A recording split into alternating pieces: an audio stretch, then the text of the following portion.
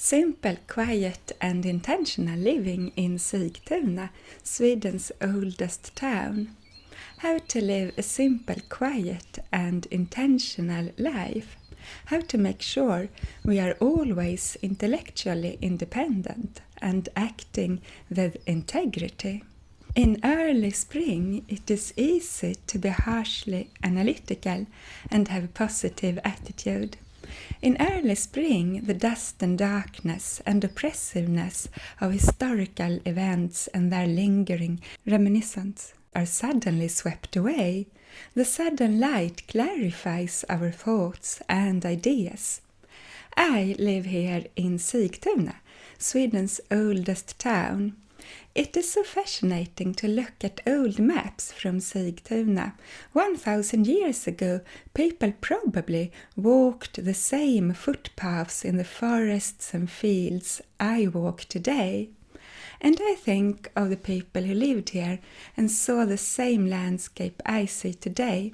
What were they able to think?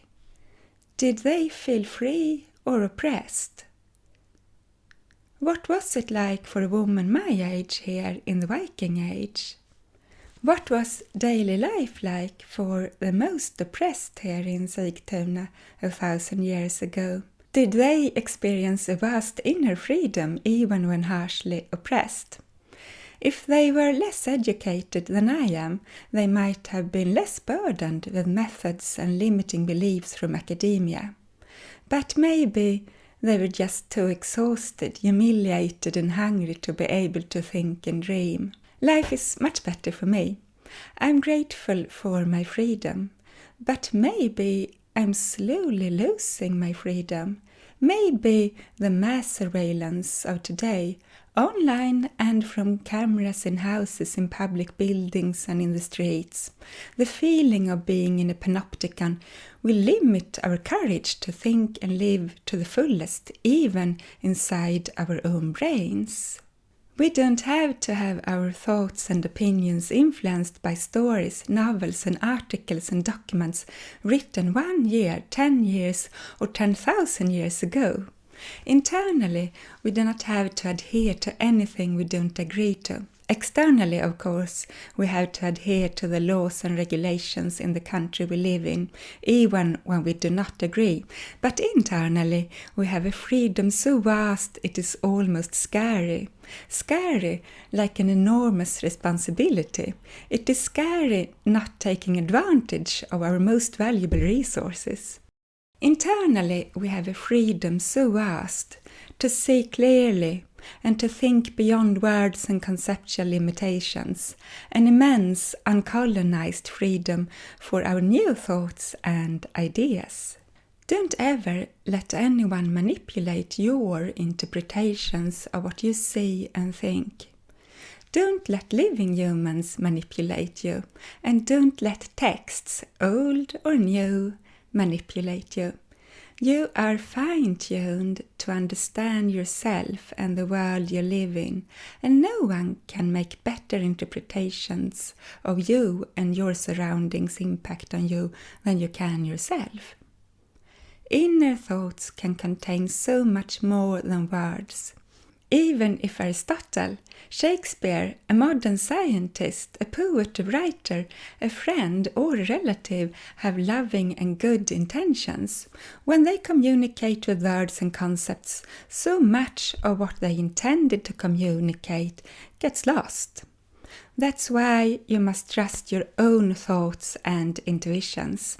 Trust your thoughts and intuitions and test them.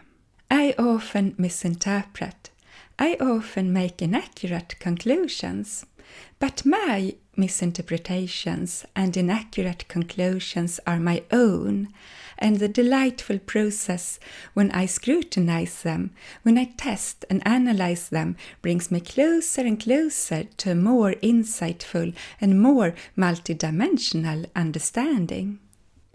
This light in the early spring beseeches me to be harshly analytical, to be self-aware, to be aware of my own subjectiveness, and at the same time to smile and be kind, loving, helpful and uplifting.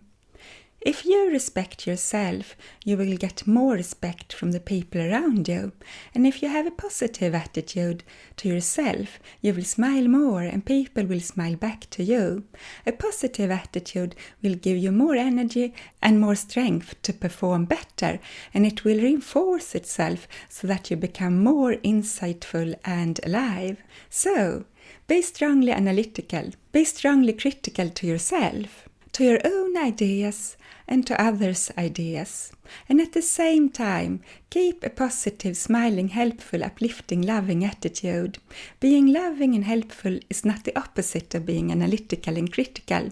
No, the only way to be helpful is to be analytical and critical and to use as much as you can of your strong intellect.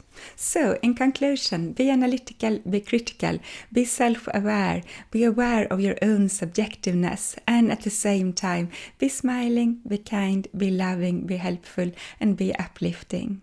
That's a good way to live a simple, quiet, and intentional life.